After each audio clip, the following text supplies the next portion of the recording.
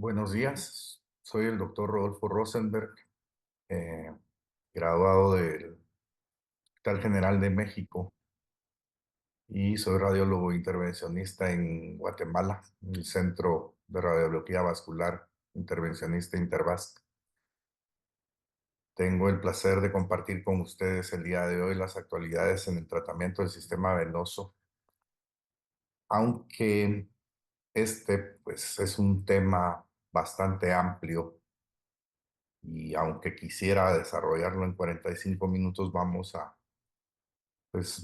a circunscribirnos al tratamiento del sistema venoso de miembros inferiores, ya que causa gran expectativa dentro de lo que es la práctica de radiología intervencionista hoy en día.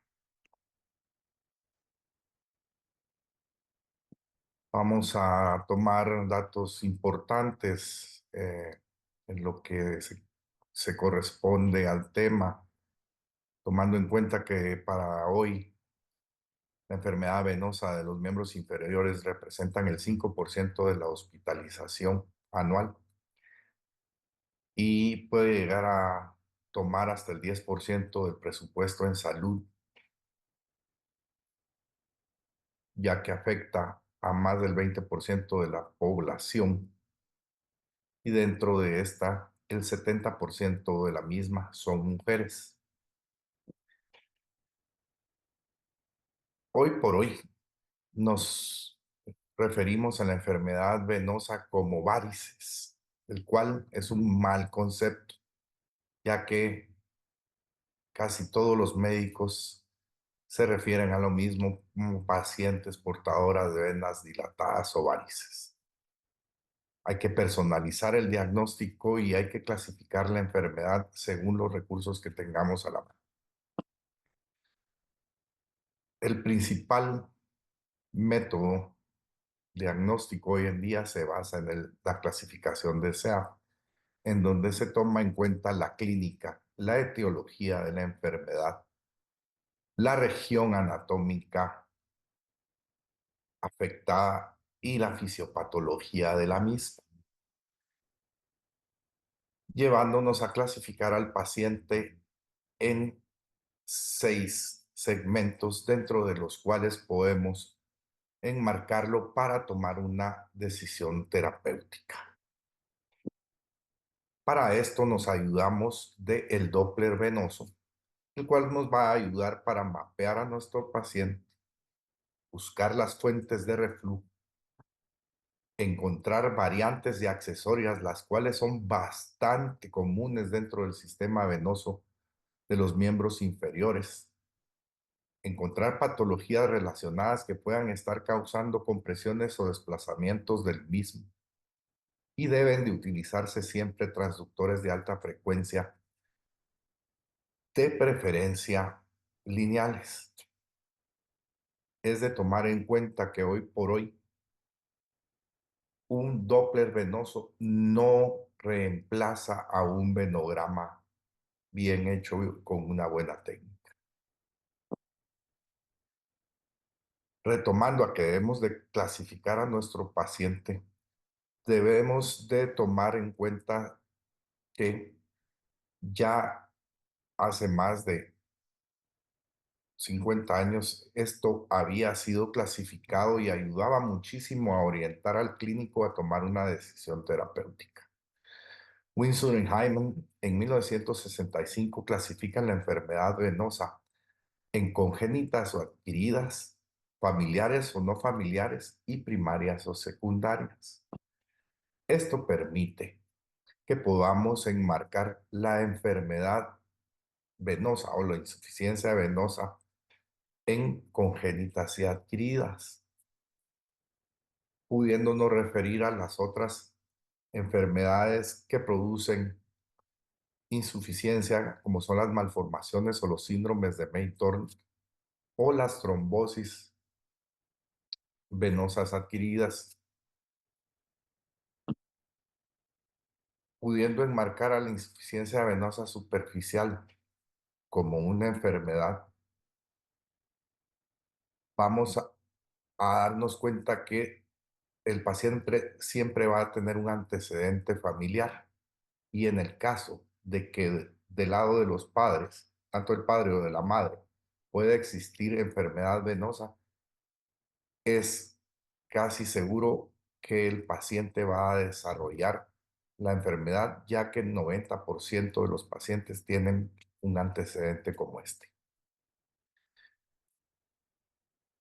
En los noventas, desde 1996 hasta el 2002, se hace el boom del tratamiento de la insuficiencia venosa superficial con el desarrollo de las nuevas técnicas como lo fue el láser, el que tuvo más aceptación en todos los medios, siendo los principales desarrolladores de esta técnica el doctor Ming Navarro y también el doctor Bone en 1999, quienes introducen el láser endoluminal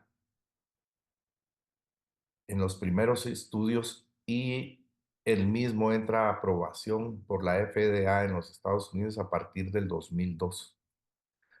Luego de esto se da un crecimiento estrepitoso y un desarrollo eh, sin ninguna comparación en el desarrollo de generadores láser y hasta la fecha, pues se han podido desarrollar diferentes máquinas y inclusive las cuales traen diferentes longitudes de onda para poder tratar diferentes enfermedades,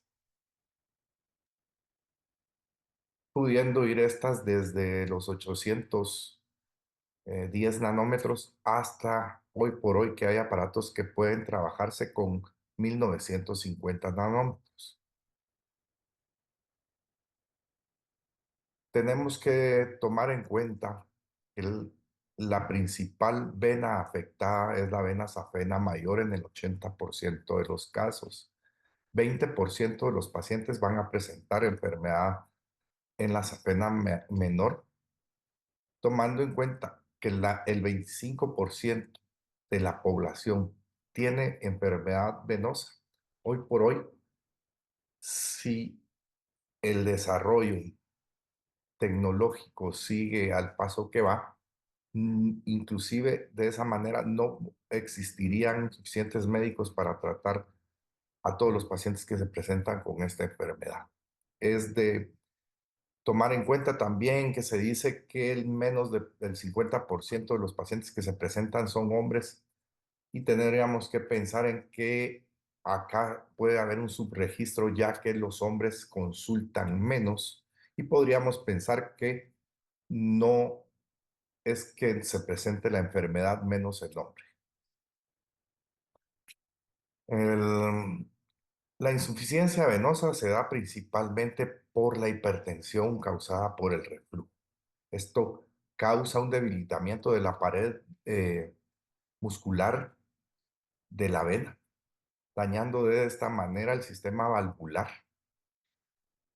causando que éste sea incompetente y no pueda ser suficiente para retornar o cerrar el flujo sanguíneo eh, hacia arriba. En esta diapositiva, pues es bastante clara en la que podemos ver cómo una vena varicosa se desarrolla por la incompetencia de la válvula. Al sufrir este daño en la pared y de igual manera al dañarse las válvulas, ya que por el daño crónico empiezan a fibrosarse, quedan abiertas lo que hace insuficiente el sistema. Podemos ver en esta diapositiva cómo el flujo fisiológico de una vena es hacia arriba y las válvulas y las valvas detienen el mismo y con cada paso que damos o con cada contracción muscular ayudamos al retorno venoso hacia el corazón. Al ser insuficiente el sistema, hay un reflujo del torrente venoso. Esto puede ser causado por una postura ocupacional. En este caso nos vemos afectados mucho los eh, médicos, las enfermeras, todo el personal de salud que pasa mucho tiempo parado. La obesidad, el sobrepeso, el embarazo es una condición en la que por casi todas los factores que causan insuficiencia están presentes, ya que aquí también tenemos desplazamiento y compresión de las venas pélvicas. Condiciones médicas, como pueden ser tumores y otras enfermedades. Y pues como otras fallas de bomba, insuficiencia cardíaca, obstrucciones o malformaciones, las cuales son menos frecuentes. El paciente siempre va a presentarse con dolor, pesadez, fatiga, hormigueo, hinchazón. Y al examen físico vamos a encontrar que pueden encontrarse eczemas, edema, hiperpigmentación, lipodermoesclerosis y ulceración. Es de tomar en cuenta y al hacer el examen físico, tenemos que evaluar bien este aspecto de la lipodermoesclerosis, porque si no tocamos bien al paciente, no lo examinamos bien, podemos enmarcarlo en una clasificación más baja de la enfermedad y podríamos tomar una decisión terapéutica que no va a ser suficiente para poder resolver el problema del paciente. Em, para el diagnóstico, como habíamos dicho, nos ayudamos mucho del Doppler, imperante una venografía y, como habíamos dicho antes, tener una evaluación clínica inicial adecuada. Para el tratamiento, y es tal vez lo que para nosotros hoy en día es más importante, ya que se ha dejado un poco atrás la técnica quirúrgica. Tenemos que mencionar que los medicamentos en una enfermedad avanzada, los flebotónicos, son de bastante utilidad, mas no resuelven la situación del paciente, solo mejoran su calidad de vida, eh, digamos, ayudándonos a que los síntomas disminuyan. El ejercicio siempre es de mucha ayuda porque la actividad muscular crece. Bajar de peso es imperativo para una persona con insuficiencia venosa. El uso de medias ha demostrado ser también de bastante ayuda para mejorar los síntomas, más sin embargo, como con los flebotónicos, no es suficiente para resolver la situación. La esclerosis es de mucha ayuda en los casos tempranos, en los que podemos ver pequeñas eh, arañitas, como decimos en el lenguaje coloquial, en las que se nos presentan las pacientes y decimos, mire, solo tengo estas pequeñas arañitas en mis piernas y no me gustan, y pues la paciente siempre o casi siempre va a consultar por el aspecto, por la cuestión, digamos, estética, y va a dejar por un lado la clínica, y al examen físico nos damos cuenta que no solo es ese problema, sino que vamos a encontrar bastantes venas dilatadas en el examen físico con el uso de la transiluminación. Es por eso que el examen físico nos va a dictar si es suficiente esclerosar a los pacientes o tenemos que utilizar una técnica más, digamos, agresiva para resolverle el problema de las telangiectasias. Luego tenemos las técnicas más invasivas, como es la radiofrecuencia, el láser, los pegamentos y los dispositivos mecánico-químicos. Y como último tratamiento en venas que no puedan ceder o que no desaparezcan después de una de estas alternativas, la microflebectomía. Pues vamos a hacer una pequeña comparación de las técnicas, el láser y la radiofrecuencia, según todos los papers y las comparaciones que se hicieron en los últimos 20 años, la radiofrecuencia y el láser tienen resultados muy similares. Eh, en lo personal, en el tiempo en que utilicé la radiofrecuencia, que fue muy poco, a mí me resultaba un poquito más tardada la técnica, me tardaba un poquito más, el dispositivo es un poquito más rígido, un poco más invasivo y lo que retarda la técnica es que hay que aplicar cada 10 centímetros o según la calidad o la longitud de la sonda que hayamos comprado para tratar el paciente y venir retrayéndola poco a poco para realizar todo el procedimiento. Una técnica mal hecha ha demostrado también, además de hematomas más grandes, quemaduras en piel. Por eso la técnica debe ser un poco más depurada y al final de cuentas no demuestra ser más efectiva que el láser. Con respecto a los adhesivos médicos, el Benacil es uno de los más conocidos, pues con la experiencia que nosotros desarrollamos durante el tiempo, siempre tuvimos mucho miedo a la técnica y la reservábamos para casos con un SEAP muy bajo en el que teníamos seguridad de que no íbamos a causar un daño mayor al paciente, ya que con técnicas o con tratamientos para otras enfermedades, el uso de el adhesivo siempre reportó mayores complicaciones. Con el uso del Benazil, pues la técnica aparentemente es muy segura, se va aplicando el cianoacrilato, que es un tipo de cianoacrilato especial para estos usos clínicos, se va retirando la sonda y se va poniendo compresión, como puede verse en este caso. Mucha gente utiliza compresión eh, con las manos, otra gente utiliza nada más que el transductor para hacerla, pero debe ser una técnica con bastante vigilancia. El paciente definitivamente tiene que estar ingresado en un hospital para ser observado y para asegurarse de que no se va a causar ningún daño mayor. Hace algunos meses compartí con algunos de ustedes eh,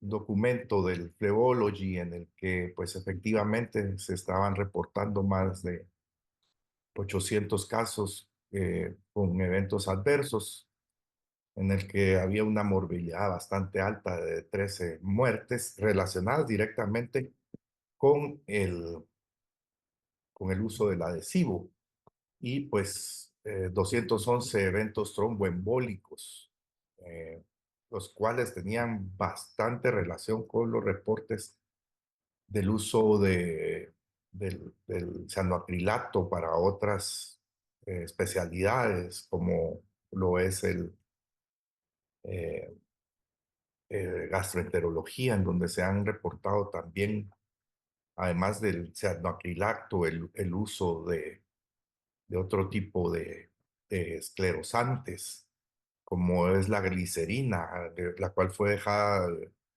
utilizarse porque se reportaron muchísimos eventos tromboembólicos severos. Es por eso que pues, esta técnica sí realmente la he utilizado muy poco y muy contadas ocasiones y como les dije anteriormente, siempre bajo un estricto control intrahospitalario, lo que aumenta los costos. La oclusión mecánico-química asistida, el famoso MOCA, que es bastante utilizado hoy por todas las personas que practican la flebología. Tuve la necesidad de hacer un curso de flebología que tuviera reconocimiento por una universidad debido a que las leyes del país pues hoy exigen una credencial quirúrgica o una formación universitaria. Este dispositivo es bastante utilizado. El- pues la sombría se abre, causa un daño eh, por, por las puntitas de las sombrillas que se abren, y posterior a eso se inyecta material esclerosante y de igual manera tipo alcohol, el cual pues posteriormente y tras la compresión va a causar la fibrosis y la desaparición de las venas. En mi opinión, pues no ofrece mayor beneficio que una técnica de láser bien desarrollada. Sin embargo, quienes utilizan esta técnica, pues le dan mucha atención a que el dispositivo puede ser utilizado varias veces y esterilizado y pues no pierde sus propiedades.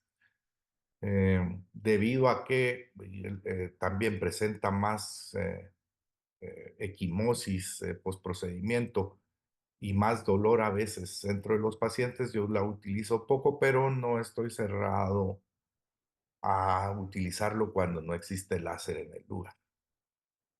De igual manera, el esclerovein, en el que pues tenemos un dispositivo mecánico que al rotar en la punta causa el mismo daño a nivel endotelial, el cual es pues por último rematado con esclerosis con polidocanol o espuma con polidocanol, obteniendo resultados bastante satisfactorios que, como vuelvo a repetir, no pues ofrecen mayor beneficio que lo que puede ofrecer una técnica de láser en la que pues estamos aplicando el calor necesario y con más seguridad al, a la vena para, al final de cuentas, causar la coagulación y pues el tratamiento adecuado del paciente. Tenemos que revisar, pues, quienes no están familiarizados con el espectro de longitud de onda de los diferentes láseres que hay. Pues hoy en día tenemos mucho el uso del YAG láser para la piel y con mejores resultados el CO2. Y pues el argón se utiliza mucho en la especialidad de gastroenterología y hoy por hoy nosotros utilizamos el diodo, ya que este presenta una longitud de onda en nanómetros de 800 a 2000, en donde pues el YAG láser empieza a ser un poco más utilizado para piel.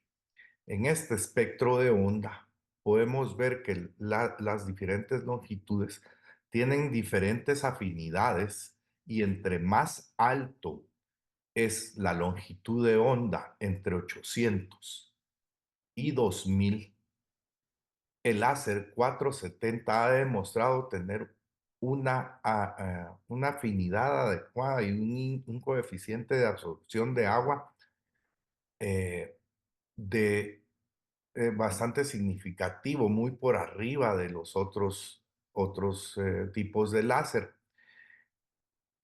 Y pues tienen por ende, tienen una muy buena afinidad con la hemoglobina, causando pues un efecto de coagulación, perdón, adecuado para el adecuado tratamiento. Siempre tenemos que tomar en cuenta qué tipo de láser estamos utilizando, porque entre menor longitud de onda tienen menos afinidad por el agua y causan más daño a la pared, pudiendo tener mayores complicaciones tanto en el sitio de punción como en las estructuras adyacentes a la vena, lo que es el caso de los nervios surrales. Tenemos que tomar en cuenta también que a mayor longitud de onda es menos la intensidad del generador y la dosis en joules también se va a disminuir. Debemos tener en cuenta también que existen diferentes tipos de fibras con diferentes diámetros, siendo hoy por hoy las fibras radiales las que nos dan mayores beneficios, ya que disminuyen el daño a la pared, dando un tratamiento bastante homogéneo a la luz del vaso. Independientemente del generador con el que contemos, si contamos con una fibra radial, el tratamiento siempre va a ser efectivo. Estos fueron uno de los primeros láser que nosotros utilizamos, pues muy poco tiempo. Este era un 860 que pues me imagino que la mayoría estará bastante familiarizado con él, ya que me he podido dar cuenta que en México existen bastantes de estos. Hasta los láseres que tenemos el día de hoy, yo pues siempre he utilizado la misma marca Angiodynamics. Hoy en día ellos solo fabrican con una longitud de onda hasta el 1470. eh, y pues el láser que nos ofrecen hoy en día no tiene mayor diferencia, eh, los anteriores, y cada día tienen componentes chinos. Esto pues hago mención porque este otro que tenemos aquí es un láser multifrecuencia que puede pedirse con diferentes frecuencias para diferentes tipos de tratamiento y compartir con otras especialidades. Y este llega hasta el 1950 nanómetros. Eh, el fabricante garantiza que tiene mucho más afinidad con el agua y que es mucho más efectivo de 1470, pero al final de cuentas, este sí lo utilicé yo por más de un año y pues, los resultados eran bastante similares. ¿Cuál es el beneficio de no tener un láser con un renombre? Pues el uso de las fibras que nos ofrecen, pues, digamos, con un láser de fabricación coreana o con un láser de fabricación china, no traen los chips, les decimos eh, coloquialmente, pero realmente es un transponder que trae fecha de caducidad y de uso. Entonces limitan la cantidad de uso de las fibras y también limitan la fecha en la que podemos utilizarlo con fechas de vencimiento. Este láser, pues fue el primero que compré después de utilizar el otro, era distribuido por Diomed, que fue adquirida por Angio Dynamics.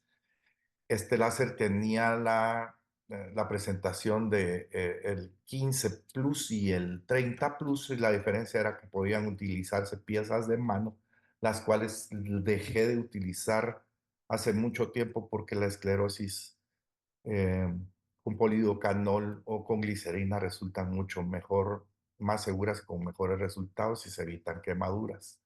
Posteriormente salió este que nos ofrecía diferentes longitudes de onda entre 960 y 1040, los cuales eran bastante efectivos y hoy por hoy pues seguimos utilizando el Angio Dynamics Venacure 1470, con el cual utilizamos fibras radiales con excelentes resultados. La técnica, como todos sabemos, debe de hacerse una punción por debajo de la rodilla para poder eh, hacer la ablación de la safena insuficiente y poder dirigir el flujo hacia la safena mayor, perdón, hacia la vena femoral profunda y pues así corregir el problema.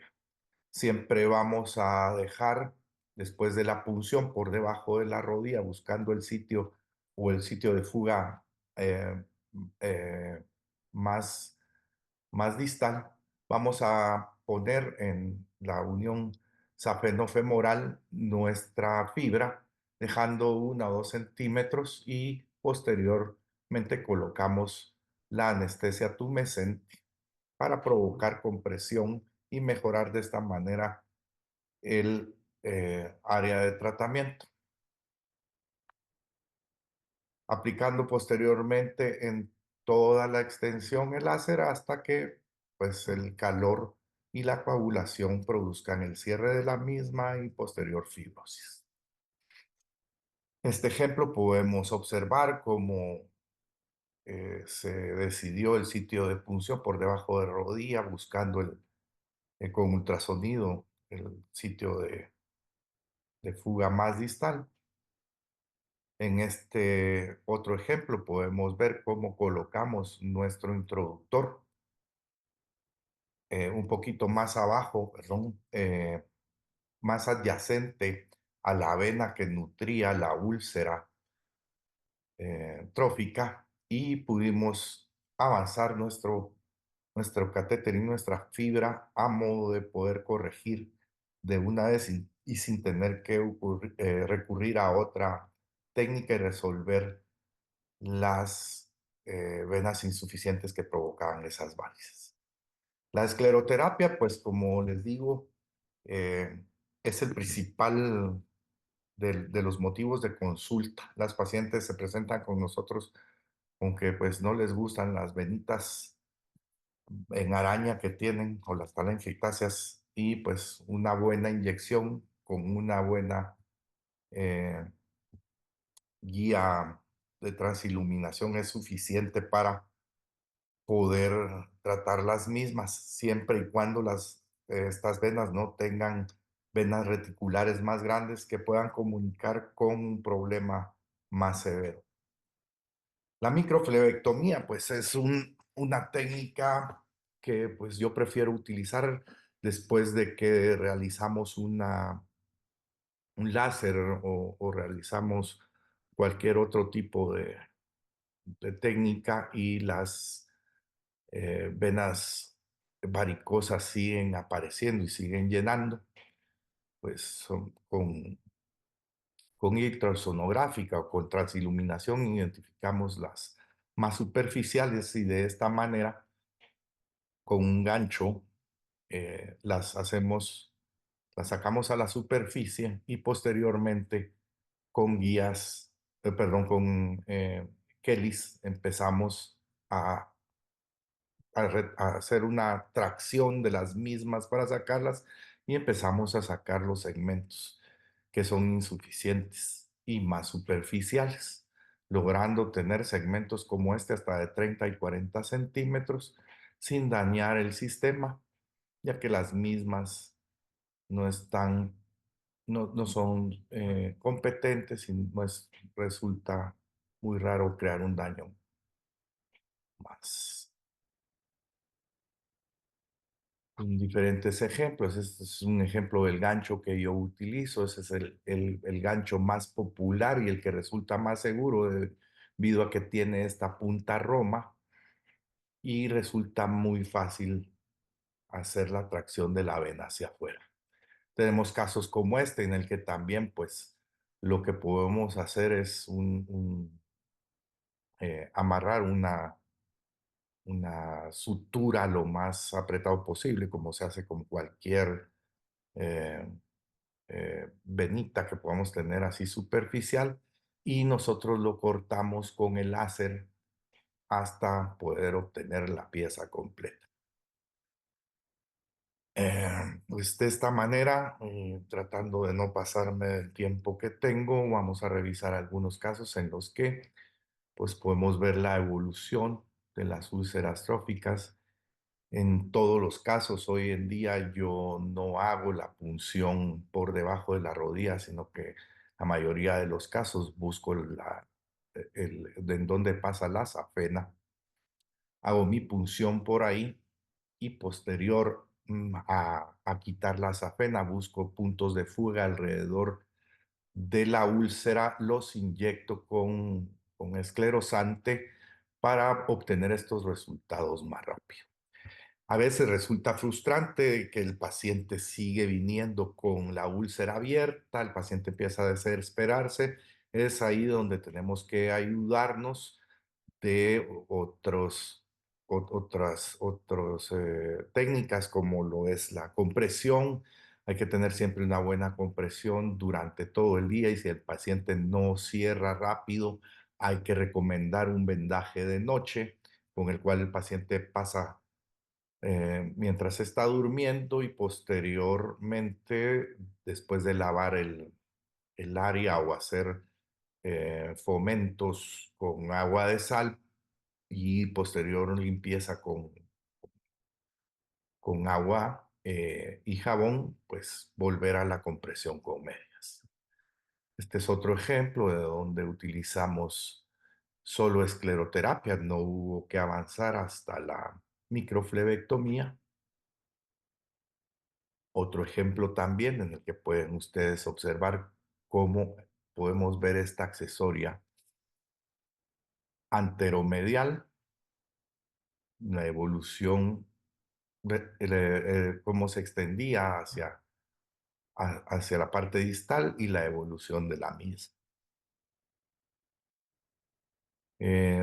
Pues son bastante frecuentes las úlceras posteriores, estas son siempre alimentadas por, ya sea por la propia safena menor o venas colaterales de la misma, es en donde sí o sí está indicado quitar la safena menor. Esta es la evolución de las dos úlceras que podemos ver. Vemos aquí otro tratamiento exitoso con escleroterapia. Este es un paquete venoso eh, o, digamos, una ectasia de varices de la safena mayor. No hubo necesidad de quitarla. Se hizo compresión en la más proximal y se inyectó el esclerosante teniendo una evolución adecuada a los meses de la misma.